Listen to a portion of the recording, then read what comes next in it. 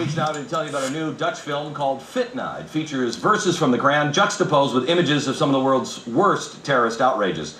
The film's message is that Islam and violence are inseparable, and for millions, that's an insult. So let's just say it's getting the big thumbs down from many in the Muslim community, and especially in the Muslim extremist community.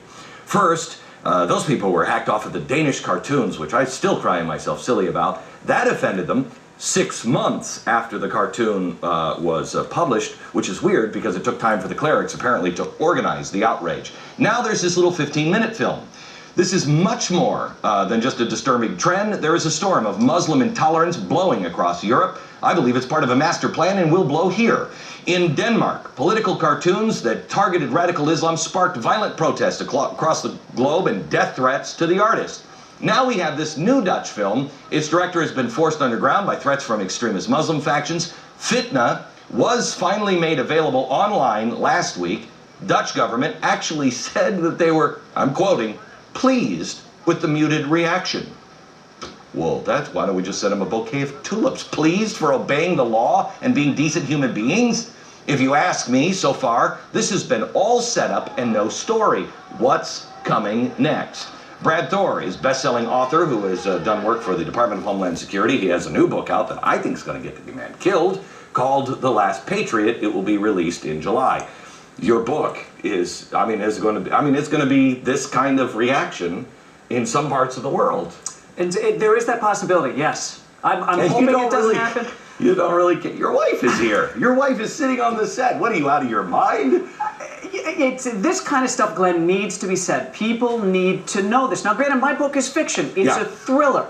I'm not doing it to inflame. I'm doing my stuff to entertain and to inform people, because I think some of these messages are not getting through to well, this average one, Americans. I will tell you that I saw the Fitna, because we were talking about playing it on this broadcast, and when it was released on the internet, and we watched it, and there's nothing really new in this that hasn't been shown before.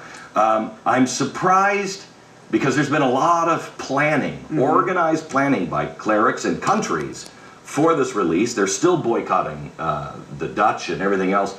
You think that this pent-up frustration is actually going to hit for another movie that is coming out? But yet another Dutch? There is an Iranian-born Dutch politician, young guy, 22 years old, who has left Islam. He's made a movie called The Life of Muhammad. And I have seen only one frame of the movie. It's an animated movie. I have it posted on my website, bradthor.com, on our forum, and it is going to set the Muslim world off, probably even bigger than the cartoons did. What is the one frame? The frame is the Prophet Muhammad taking his 9-year-old bride to the mosque to consummate the marriage, and he is obviously aroused. And she's holding a teddy bear. And this is this guy doing this. We have a discussion thread and people are talking about it. And why is the effort on silencing free speech instead of saying, like you said, this is not appropriate. It's not appropriate to riot and do all that kind of stuff. And that's where the focus should be. But here's the thing. Believe me, on Friday, we had massive discussions on, what does security look like for putting something like this up? Here's what happened. LiveLeak finally put it up Friday or Thursday afternoon. They said on Friday, we are left with no other choice than to remove the film Fitna from our servers following serious threats on our staff and their families. They took it off. Since that time, they've issued this. Since that time, we've worked constantly with upgrading all security measures, thus offering better protection for our staff and families. With these measures in place, we've decided to once again make this video live on our site. We will not be pressured into censoring material which is legal and within our rules. I have to tell you, I'm glad to hear this, because I think until people say, I'm more afraid of fascists than I am of death, nothing's going to change. Right. And the one thing I keep coming back to is Islam is not above criticism. It's not above parody. It's not above discussion or examination, any more so than Judaism, Christianity, or any other religion might be. There have been books, and I didn't see Mormon people threatening Krakauer over Under the Banner of Heaven. That's not how we operate in this country. There are people who are hacked off about the Last Temptation of Christ, but they picketed the theater. That's the way Western civilization works. And if you don't like it, you don't have to watch the movie. You don't have to read the book. That's your right. So, do you think that the politicians, I don't even know what's in the water over there, they seem to have spines over in Holland.